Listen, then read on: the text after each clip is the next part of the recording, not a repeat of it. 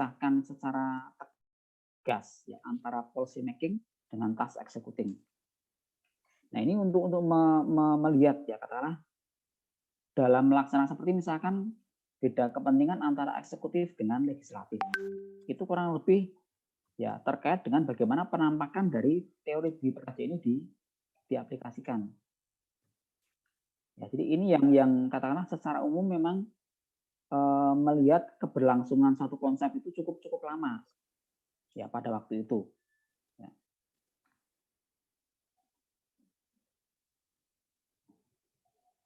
Oke, kemudian Donner membedakan tentang kekuasaan yang menentukan tugas task telling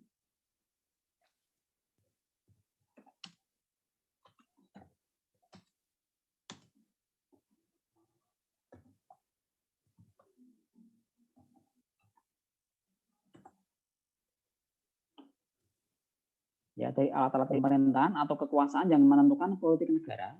Yang kedua, kekuasaan yang menyelenggarakan tugas yang telah ditentukan atau merealisasikan politik negara yang telah ditentukan sebelumnya. Ya, Vervelesking van de Tok. Ini juga menjadi suatu hal yang katakanlah itu menjadi suatu ciri tersendiri. Ya, kekuasaan yang menentukan tugas dan juga ada kekuasaan yang menyelenggarakan tugas. Pertama menentukan tugas, yang kedua menyelenggarakan tugas. Ini juga dibagi dua. Dalam teori Dwi Praja ini juga menjadi hal penting diterapkannya hukum administrasi negara. Ya. Oke, kemudian yang berikutnya, ya kalau di sini Tri Praja atau trias politika yang kita kenal sekarang, pendapatnya Montesquieu, yaitu membagi kekuasaan negara menjadi tiga. Ya, kekuasaan legislatif, eksekutif maupun yudikatif. Ya, seperti yang kita lihat terjadi dan berlangsung di Indonesia.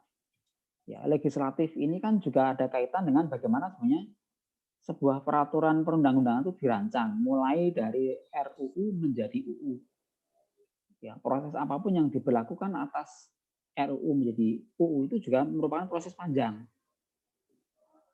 Dan itu juga katakanlah di negara demokrasi sudah dijadikan sebagai suatu patokan ya, momentum penting tentang bagaimana trias politika itu diterapkan. Ya, bersanding dengan kekuasaan eksekutif pemerintahan, ya, menyelenggarakan undang-undang, menyelenggarakan. Jadi menyelenggarakan ini fungsi administrasi yang dikaitkan dengan bagaimana ya Dulmatigheid dan Rechtmatigheid itu menjadi satu kombinasi yang harus dijalankan. Ya, kemudian dari keduanya ada kekuasaan yudikatif tentang kekuasaan mengadili pelanggaran atas undang-undang. Ya, termasuk bagian dari menciptakan ke depan nanti akan ada peradilan administrasi negara yang sampai sekarang ini belum. Ya, nanti menjadi suatu bentuk ideal bahwa tiap negara itu akan punya peradilan administrasi negara. Ya, itu yang dikonsepkan ya. Ini yang tri praja atau trias politika istilahnya. Kemudian teori catur praja. Ya. Van Vollenhoven ini membagi kekuasaan atau fungsi pemerintahan menjadi 4 ya, fungsi pemerintahan, bestur, recht, kemudian ada fungsi polisi, ya, polisi ini sebenarnya fungsi polse ya, polse kebijakan, ya, politi dalam bahasa Belanda, kemudian juga fungsi mengadili, justisi, dan juga fungsi mengatur atau regular. Nah, mengatur regular dengan fungsi pemerintah itu ini jadi kalau orang Jawa mengatakan itu jumbuh ya, terkait ya, padahal dalam teorinya Van Vollenhoven ini ya katakanlah antara fungsi pemerintah bestur recht dengan fungsi regular itu kemudian menjadi suatu tindakan yang dilakukan oleh orang administrasi negara ya, terlepas dari misalkan fungsi polsenya ya, polse itu seolah-olah terlepas, tapi polse di sini sekarang lebih banyak dipegang oleh DPR sebagai lembaga legislatif. Ya, dan di yang lainnya ada fungsi yang sifatnya mengadili atau justisi itu masuk ke lembaga-lembaga sifatnya yudikatif. Ya, itu 4 4 bagian ringkas dari teorinya Pantulan Catur Praja.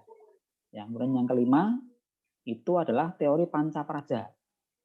Pendapatnya J.R. Stelingha itu membagi fungsi pemerintah menjadi 5 fungsi, ya kurang lebihnya itu melengkapi yang Catur Praja ini. Ya, perundangan, cuman istilahnya pakai istilah membuat undang-undang, Wetgeving. Dan fungsi pemerintahan, Bestur, ya Besturrecht.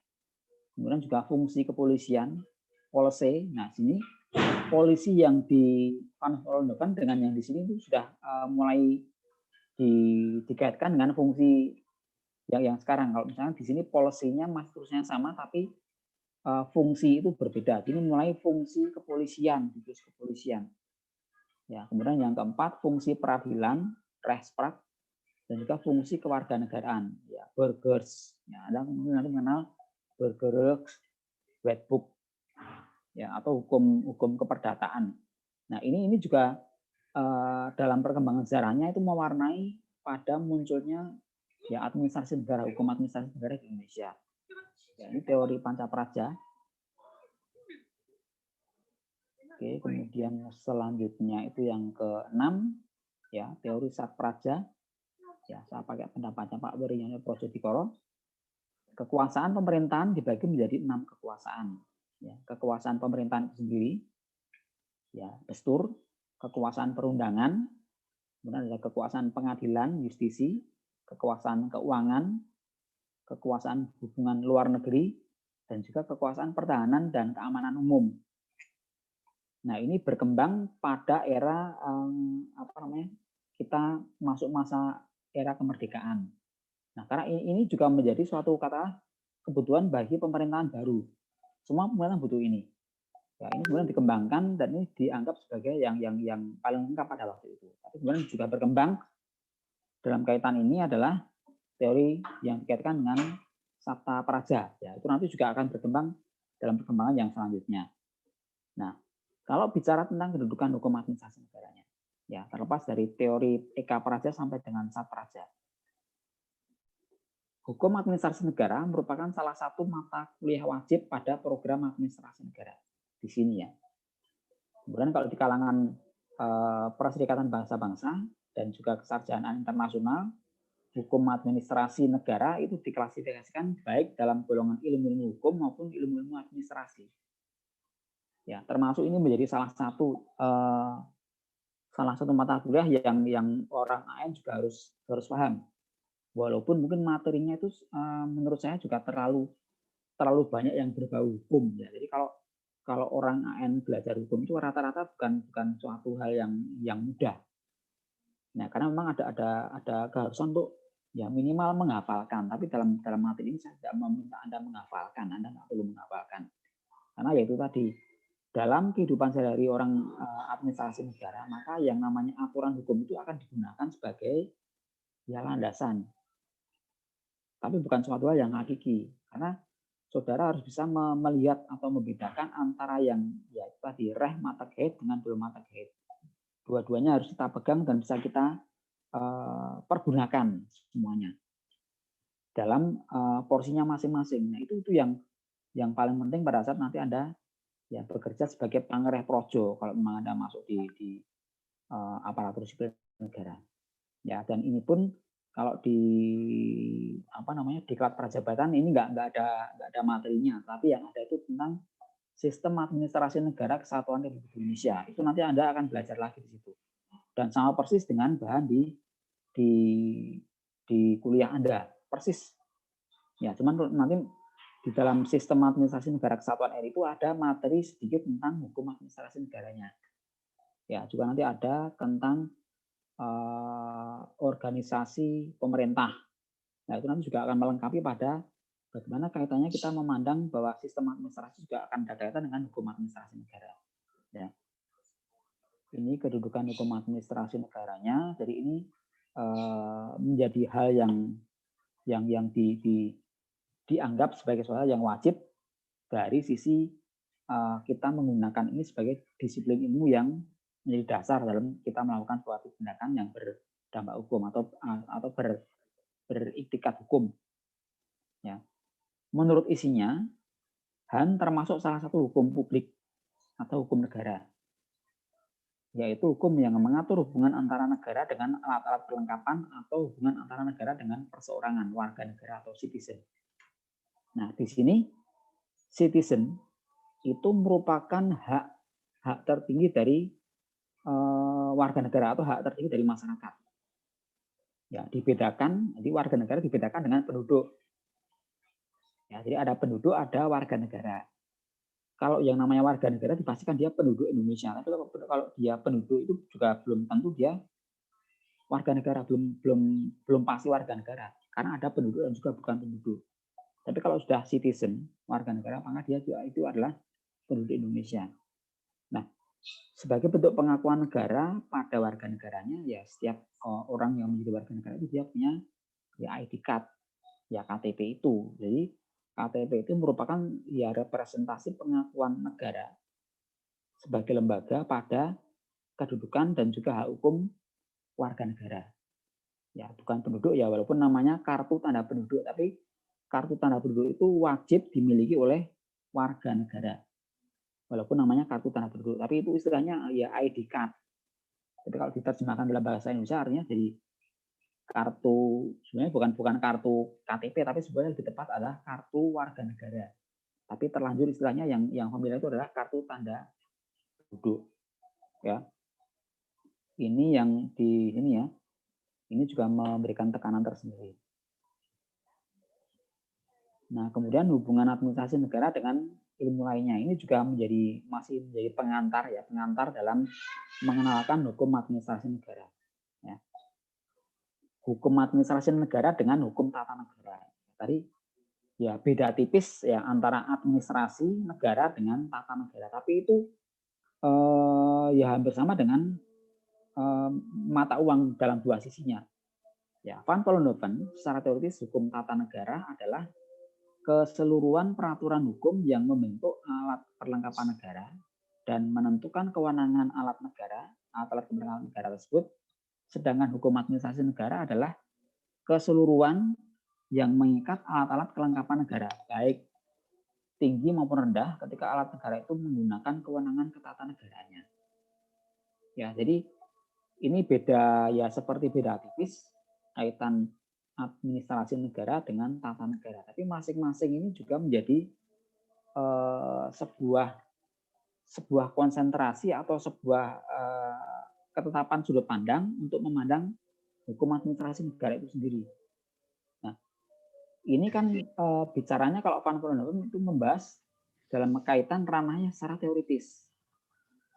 Ya, jadi dalam teori-teori itu seperti itu, tapi dalam ranah aslinya, realnya itu enggak sejelas teorinya ini.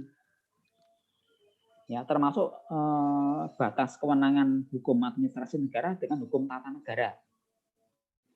Ya, ini juga nanti akan banyak materi yang ada kaitan dengan yang seperti ini ya. Jadi walaupun nanti sudut pandangnya lebih banyak dari sisi sudut pandang administrasi negara kalau saya yang mengantarkan, karena ini juga menjadi kewajiban kita untuk juga tahu ya tentang hukum ini ya. Setelah Anda juga sedikit banyak kan sudah belajar pada saat sistem hukum ya, walaupun kalau sistem hukum itu misalkan Anda pelajari dengan detail itu sebenarnya itu sama saja Anda belajar secara penuh menjadi seorang sarjana hukum ya, tinggal nambah saja dari tiap pertemuan itu ada metode penelitian, ada KKN sama skripsi, itu Anda sudah lulus sarjana hukum itu, karena itu semuanya isinya cuma pengantar dan itu materi untuk menjadi seorang sarjana hukum di sistem hukum itu.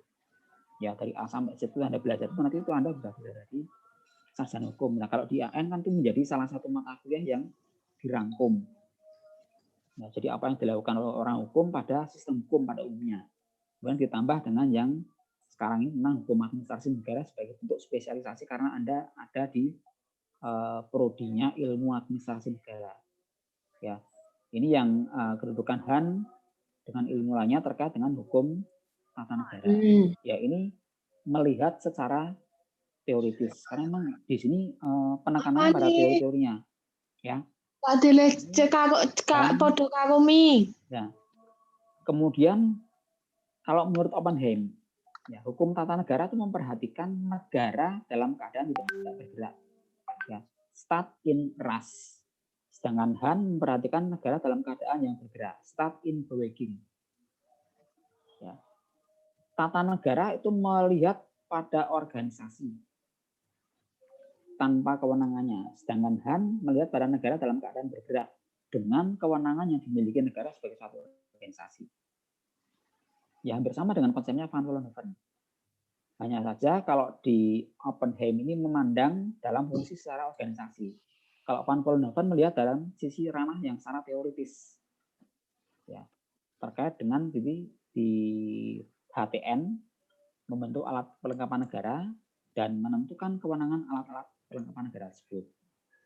Nah, kalau Han itu keseluruhan ketentuan yang mengikat alat-alat perlengkapan negara tadi, yang dalam kaitan teorinya itu tadi, baik tinggi maupun rendah ketika alat negara tadi menggunakan kewenangan dalam tata negaranya.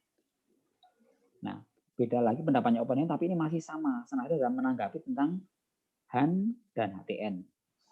Ya, jadi kurang lebih seperti itu. Ini saya sarikan dari Han pada umumnya dengan HTN pada umumnya. Ya, jadi kurang lebihnya seperti ini dalam kaitan pengantar di Han ya. Ini. Oke, kemudian hukum administrasi negara dengan hukum pidana. Nah, hukum pidana di sistem hukum itu ada di awal-awal pertemuan ya, hukum pidana. Ya, hukum pidana itu intinya hukum yang menghendaki unsur negara itu mengambil bagian pertama dulu. Ya, mengambil ide untuk membuat suatu peraturan bahwa negara yang mengendalikan aturan. Ya, jadi masyarakat harus mengikuti peraturannya. Ya, ini saya ambil konsepnya Romein. Hukum pidana dapat dipandang sebagai bahan pembantu atau Hulprecht. Ya, hukum bantu, Helprecht ya, bagi hukum administrasi negara, karena penetapan sanksi pidana merupakan satu sarana untuk menegakkan hukum tata pemerintahan. Dan sebaliknya, peraturan-peraturan hukum yang di dalam undang-undangan administratif dapat dimasukkan dalam lingkungan hukum pidana. Nah, jadi hukum administrasi negara terkait dengan hukum pidana. Ya, di sini hukum pidana menjadi bahan pembantu bagi hukum administrasi negara, karena dalam mengatur tata negara itu kan bagaimana administrasi negara itu menjadi satu bagian utama, maka kemudian hukum pidana itu ada di situ. Unsur negara itu menjadi bagian yang dikehendaki untuk katakanlah jalannya sebuah sistem pemerintahan. Ya, termasuk misalkan delik aduan pidana. Ya, jadi kalau misalkan ada seorang pencuri yang tertangkap, maka itu aturan yang diberlakukan adalah dilakukan penyidikan dan sebagainya. Itu aturannya yang digunakan adalah aturan dari negara. Ya, Hulprecht-nya itu berfungsi sampai sedetail ini. Ya. Kemudian yang berikutnya, kalau Utrecht mengatakan hukum pidana memberikan sanksi istimewa baik atas pelanggaran kaidah hukum privat maupun atas pelanggaran kaidah hukum publik yang telah ada. Nah, hukum privat dan juga hukum publik, ya privat maupun publik ini kan juga akan menjadi bagian yang dalam sudut pandang hukum administrasi negara itu ada kaitannya dengan yang tadi Hulprecht tadi, hukum apa namanya bahan pembantu.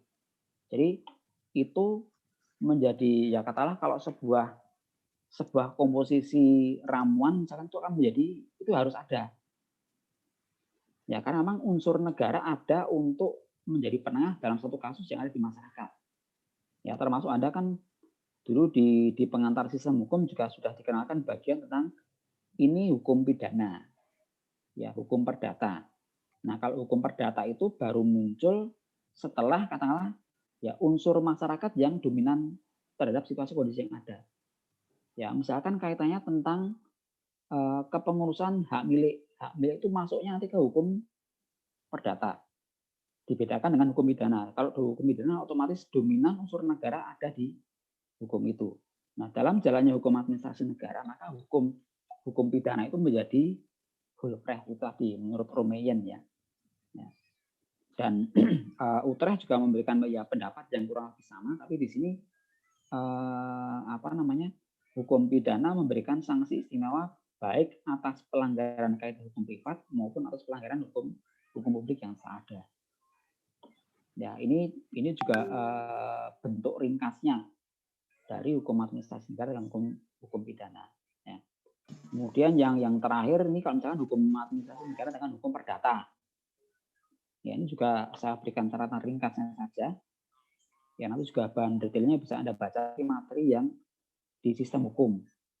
Nah, sebelum nanti kita masuk secara fokus total ke hukum administrasi negara secara differentiation-nya. Ya. Han dengan hukum perdata. Ini pendapatnya Paul Scholten.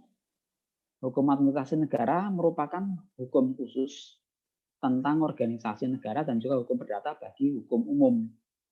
Ya, hukum tentang organisasi negara dan hukum perdata sebagai hukum umum. Ya, termasuk nanti misalkan katakanlah dalam kaitan hubungan kemasyarakatan.